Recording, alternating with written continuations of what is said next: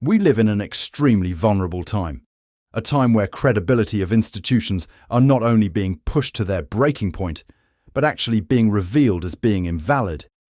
And one of those particular institutions is the mainstream media.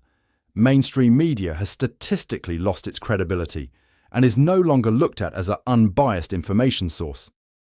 Data from sources such as Gallup and the Pew Research Center consistently show that the public widely perceives the modern-day mainstream media as biased, and that overall trust in media is at a historic low.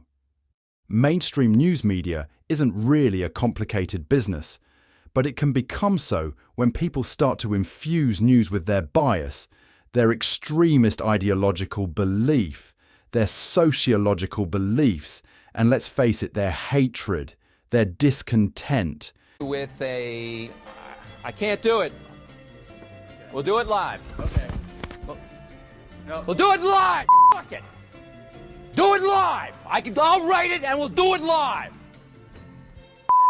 And thing sucks.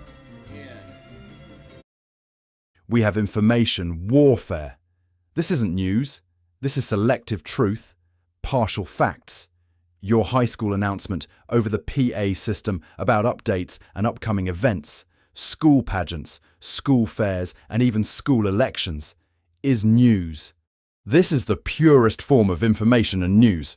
But when you get out into the public, when the news itself starts to be owned by those who have their own ideology and belief system of how the world should run according to their point of view, well, then the news loses its value, because it starts to reflect the people who own and disseminate that news. Since news is hard to regulate, controlling those who use bias manipulating tactics is an uphill battle. The uncomfortable fact is, since news can be controlled and owned for profit by individuals, the information is almost guaranteed to be contaminated. That is why news is emotionally weaponized by those who wield it. News is easily used to persuade its audience to gather around that particular network narrative and agenda. News is a business, and a business primary focused is on profit, and high ratings equals profit. And if it so happens that their twisted version of what they consider news is psychologically scarring to their audience, well, so be it. And there's no greater example of this than that of CNN, Fox News, CNBC. These industries take on the proverbial role of carnivores, scavengers, predators, ready to pounce on the news that favours their ideological points of view. The information and facts is chewed up, digested and regurgitated back up to give to their particular brand of audience, to those who they have conditioned over the many generations.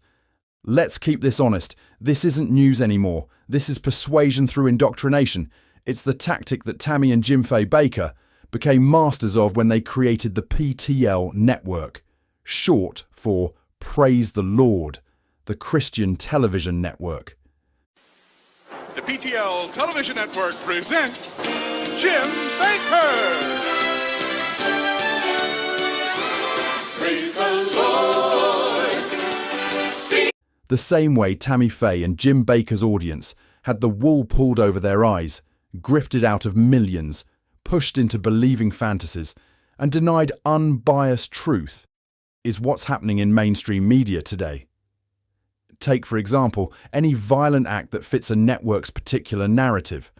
A mass shooting that happens in a certain location, in a certain area, that fits a scenario being pushed by one particular network, would be instantly pounced on by that particular network, where they unapologetically would start to spread biased talking points disguised as news, not for journalistic integrity but for profiteering off of what fits their particular agenda, weaponizing the information, fanning toxic disunifying flames, reveling in the chaos because it allows them not only higher ratings, but it allows them to solidify their base even more to justify their particular ideology.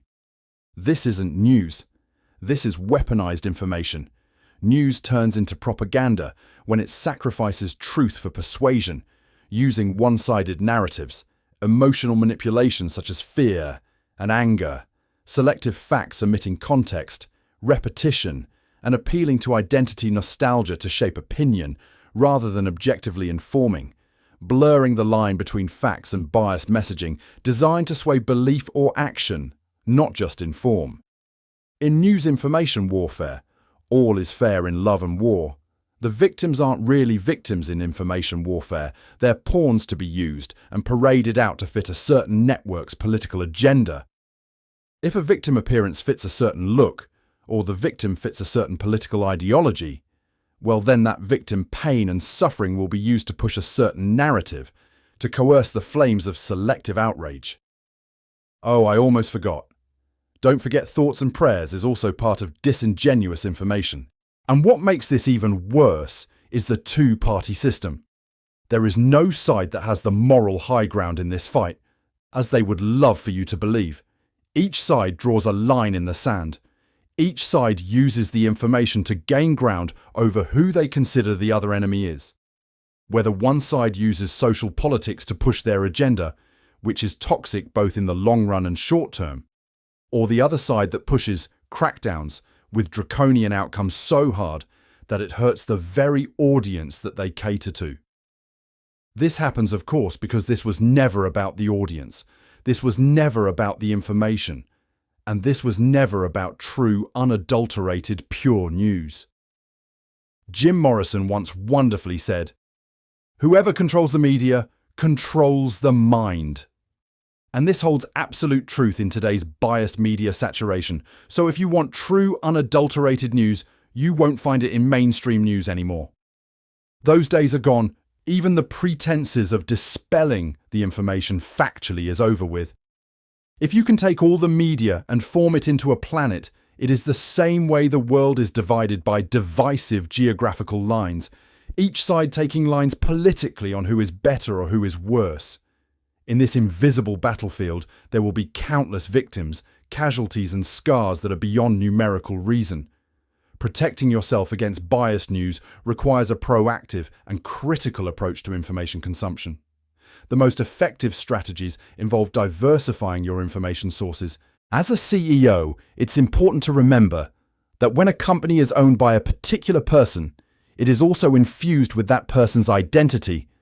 This can be a good thing if that person is reasonable understanding and has a good foundation grounded in reality, but the same goes true for the opposite.